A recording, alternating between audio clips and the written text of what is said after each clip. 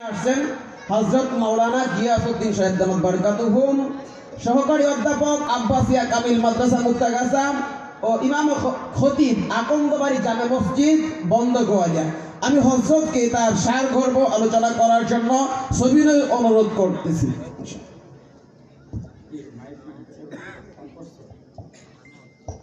আসসালামু আলাইকুম ওয়া রাহমাতুল্লাহি ওয়া বারাকাতুহু। সম্মানিত হাজিরিন, আপনারা কেমন আছেন? আলহামদুলিল্লাহ আলহামদুলিল্লাহ ওয়া কাফা ওয়া সালামুন আলা ইবাদিহিল্লাযিনা ইসতাফা, আম্মা বাদ।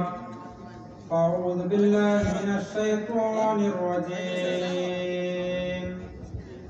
বিসমিল্লাহির রাহমানির রহিম। قال الله تبارك وتعالى في كلامه المجيد والفرقان الحميد. أعوذ بالله من الشيطان الرجيم. بسم الله الرحمن الرحيم. من يطع الرسول فقد أطاع الله. وقال رسول الله صلى الله عليه وسلم عن أبي هريرة رضي الله تعالى عنه قال قال رسول الله صلى الله عليه وسلم من كان يؤمن بالله واليوم الآخر فليقل خيرا أو يصمت، أو كما قال عليه الصلاة والسلام. وقال تعالى إن الله وملائكته يصلون على النبي يا أيها الذين آمنوا صلوا عليه وسلموا تسليما. সবাই একটু দরুদ ইব্রাহিম পড়ি। আল্লাহুম্মা সাল্লি আলা মুহাম্মাদিন ওয়া আলা আলি মুহাম্মাদিন কামা সাল্লাইতা আলা ইব্রাহিম ওয়া আলা আলি ইব্রাহিম ইন্নাকা হামিদুম মাজিদ। আল্লাহুম্মা বারিক আলা মুহাম্মাদ ওয়া আলা আলি মুহাম্মাদিন কামা বারাকতা আলা ইব্রাহিম ওয়া আলা আলি ইব্রাহিম ইন্নাকা হামিদুম মাজিদ। আলহামদুলিল্লাহ, আশরাফুল উলুম হাফিজিয়া কওমি মাদ্রাসা ও আল আকসা শাহী জামে মসজিদ এবং যুব সমাজের উদ্যোগে মুজাহিদ পূর্বপাড়া মুক্তাগাছা মোমেন সাহেব আজকের এই ইসলামী মহাসম্মেলনে উপস্থিত আমার পরম শ্রদ্ধেয় সভাপতি, উপস্থিত উলামায়ে কেরাম, আমার সামনে উপবিষ্ট মুরব্বিয়ানে কেরাম, যুবক ভাইরা, ছোট ছোট কচি বাচ্চারা, সবাইকে আবার অন্তর খোলা সালাম জানাচ্ছি। পর্দার আড়ালে অন্তর আড়ালে মা ও বোনদেরকেও আসসালামু আলাইকুম ওয়া রাহমাতুল্লাহি ওয়া বারাকাতুহু। সম্মানিত হাজিরিন, আল্লাহ পাকের কালামে পাক থেকে আয়াতের একটা অংশ বিশেষ তেলাওয়াত করছি। সেই আয়াতের অর্থ হলো, যে ব্যক্তি আল্লাহ রসুলকে আল্লাহ রসুলের এতাত অনুসরণ করলো, সে আল্লাহর অনুসরণ করলো, আল্লাহর আনুগত্য করলো। কথা ঠিক না বেঠিক বলেন তো? যে আল্লাহ রসুলের আনুগত্য করলো, সে আল্লাহকে আনুগত্য করলো, আল্লাহর অনুসরণ করলো। সম্মানিত হাজিরিন, এবং আমি একটা হাদিস আল্লাহ রসুল সাল্লাল্লাহু আলাইহি সাল্লামের অসংখ্য হাদিস থেকে বুখারী ও মুসলিমের একটি হাদিস আপনাদের সম্মুখে তেলাওয়াত করেছি। হাদিসের অর্থ হলো, যে ব্যক্তি আল্লাহ এবং পরকালের প্রতি বিশ্বাস রাখে, আমরা কি সবাই বিশ্বাস রাখি না? আমরা কি আল্লাহ এবং পরকালের প্রতি বিশ্বাস আছে আমাদের? আল্লাহ রসুল সাল্লাল্লাহু আলাইহি সাল্লাম বলেন, সে যেন অবশ্যই সত্য কথা বলে অথবা চুপ থাকে। আপনারা বুঝছেন হাদিসের অর্থ?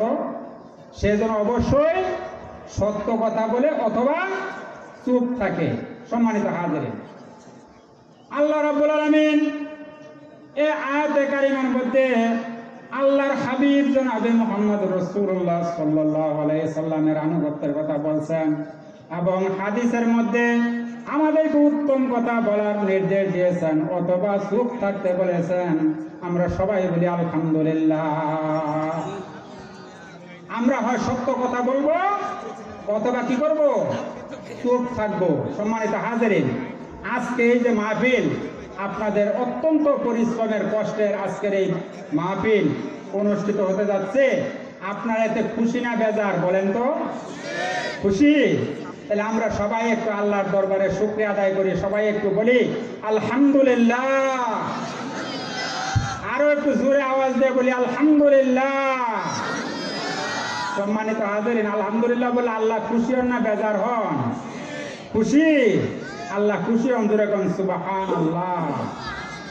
আল্লাহর হাবিব বিশ্বনবী জনাবে মুহাম্মদ রাসূলুল্লাহ সাল্লাল্লাহু আলাইহি সাল্লাম বলেন, কেউ যদি একবার সুবহানাল্লাহ এই কথাটা একবার উচ্চারণ করে, আল্লাহ রাব্বুল আলামিন বেহেশতের ভিতর তার নামে একটা বিশাল বড় বৃক্ষ তৈরি করে দেন।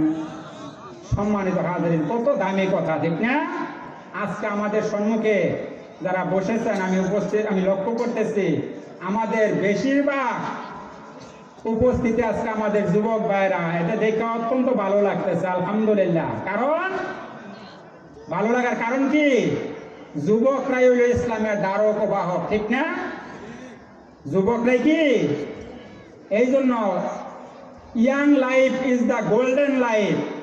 যৌবন কালটা হইল একটা সোনালী যুগ। এই যুগ যা চলে গেছে, এখন আমরা বুঝতেছি কি সময়টা গেছে। কথা বলেন ঠিক না বেঠি?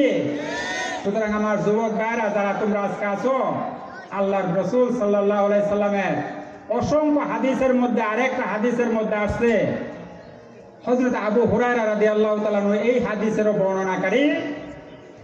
আল্লাহ রাসূল সাল্লাল্লাহু আলাইহি সাল্লাম বলেন, সাবআতুন ইউযিল্লুহুমুল্লাহু ফি যিল্লিহি ইয়াওমা লা যিল্লা ইল্লা যিল্লুহু, ইমামুন আদিলুন ওয়া শাবুন নাশা ফি ইবাদাতিল্লাহ। হযরত আবু হুরায়রা রাদিয়াল্লাহু তাআলা তিনি এই হাদিসের বর্ণনাকারী।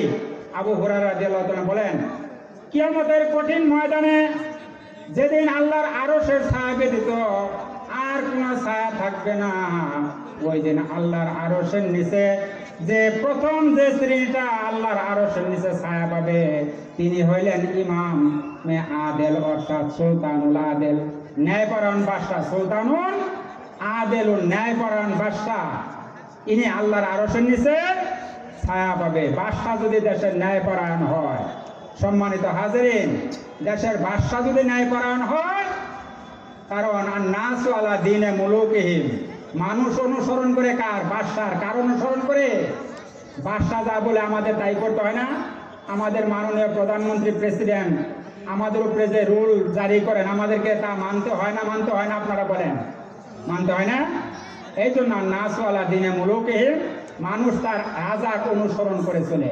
রাজা যদি সঠিকভাবে আপনাকে নেতৃত্ব দেয়, সঠিকভাবে আপনাকে গাইডলাইন দেয়া আপনাকে পরিচালনা করে, তাহলে অবশ্যই ওই বাদশাহ কিয়ামতের ময়দানে আল্লাহর আরশের নিচে ছায়া পাবে।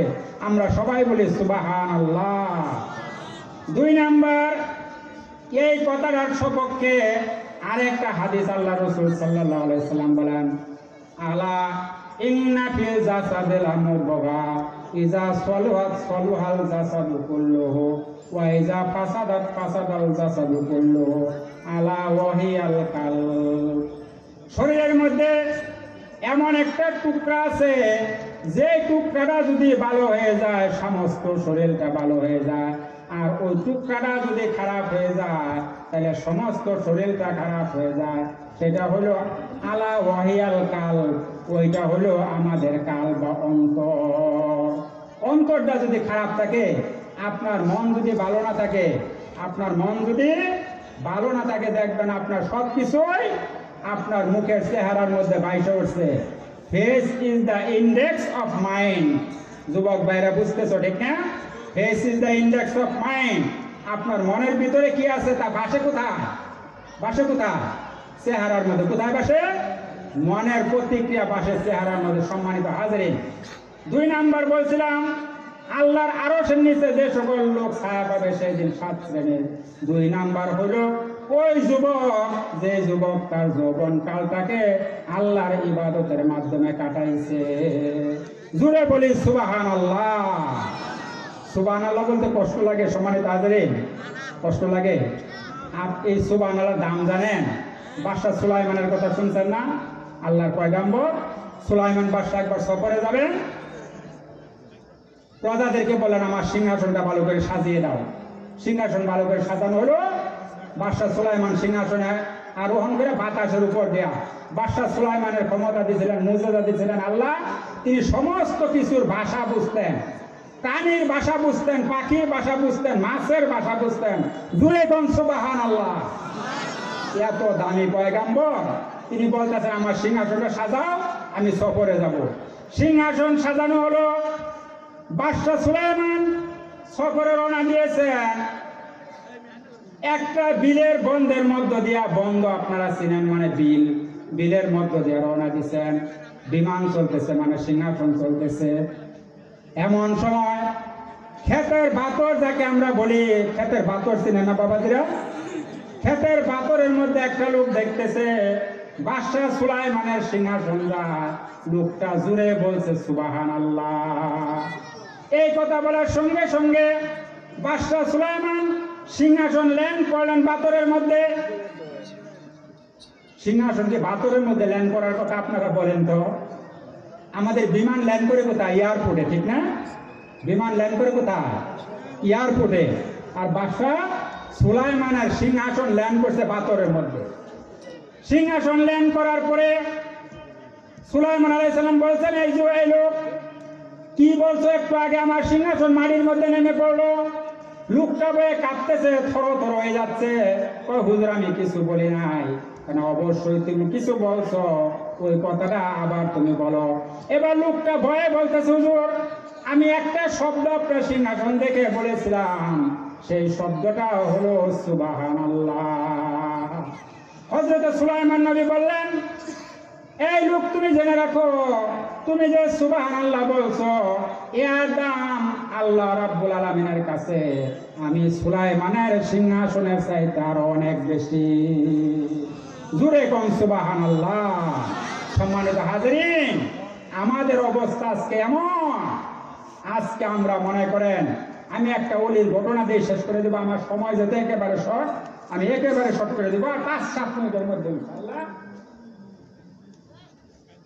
কুতুবউদ্দিন বখতিয়ার কাকি রহমাতুল্লাহ আলাইহি, নাম শুনছেন? আল্লাহর বুজুর্গ, নাম শুনছেন না? তিনি যখন ইন্তেকাল করেন, ইন্তেকালের পূর্বে তার শাগির্দদেরকে নসিহত করে গেলেন, আমি যখন মারা যাব যেন কোন লোক দিয়া আমার জানাজা নামাজ পড়াইবা না। জুরে কোন সুবহানাল্লাহ।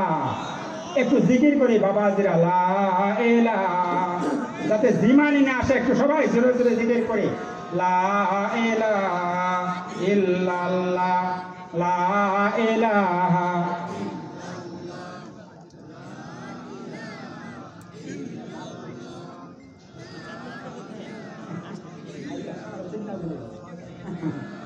সবাই একটু মনোযোগ দিয়ে পড়ে, লা ইলাহা, লা ইলাহা ইল্লাল্লাহু মুহাম্মাদুর রাসূলুল্লাহ। আর 5 মিনিটের মধ্যে শেষ করে দেই। আচ্ছা ঠিক আছে ইনশাআল্লাহ। তাহলে ঘটনা বলার সুযোগ হলো না। সম্মানিত হাজিরিন, আমাদের আমন্ত্রিত ওলামায়ে কেরাম চলে আসছেন স্টেজে। আমি এখন আর কথা বলতে পারতেছি না, বা কথা বলা ঠিক না, কারণ উলামায়ে কেরামকে রেখে কথা বলাটা এক ধরনের বেয়াদবি। সম্মানিত হাজিরিন, সেজন্য আমি আপনাদের কাছে শুধু একটা অনুরোধ করব, এই অনুরোধটা রেখে আমি যাব। আমরা যতদিন পৃথিবীতে বেঁচে থাকবো ইনশাআল্লাহ, ততদিন আল্লাহ এবং আল্লাহ রসুলের নির্দেশগুলি আমাদের জীবনে মেনে চলবো তো ইনশাআল্লাহ? সবাই বলি ইনশাআল্লাহ। আল্লাহ এবং রসুলের আদর্শ এবং নির্দেশগুলি আমাদের জীবনে আমরা বাস্তবায়ন করে চেষ্টা করব।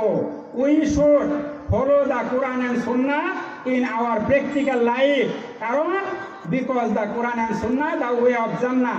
কোরআন এবং সুন্নাহই হলো জান্নাতে যাওয়ার একমাত্র পথ। সম্মানিত হাজিরিন, আমি এই কথা বলে আমার বক্তব্য শেষ করলাম। আমি আপনাদের জন্য দোয়া করি, আল্লাহ আপনাদেরকে মাহফিলের শেষ পর্যন্ত থেকে আখেরি মুনাজাত করে এখান থেকে বিদায় হওয়ার তৌফিক দান করুন। সবাই বলি আমিন। আসসালামু আলাইকুম ওয়া রাহমাতুল্লাহি ওয়া বারাকাতুহু। আলহামদুলিল্লাহ, আল্লাহ তাআলা হযরতের হায়াতের নেক বরকত দান করুন। আমরা সকলে দোয়া করব, আল্লাহ পাক রব্বুল আলামিন যেন তাকে আবারও আমাদের সামনে উপস্থিত হওয়ার মতো সুযোগ করে দেন, বলি আমিন। এই পর্যায়ে আপনাদের সামনে গুরুত্বপূর্ণ বয়ান নিয়ে আসছেন। আমাদের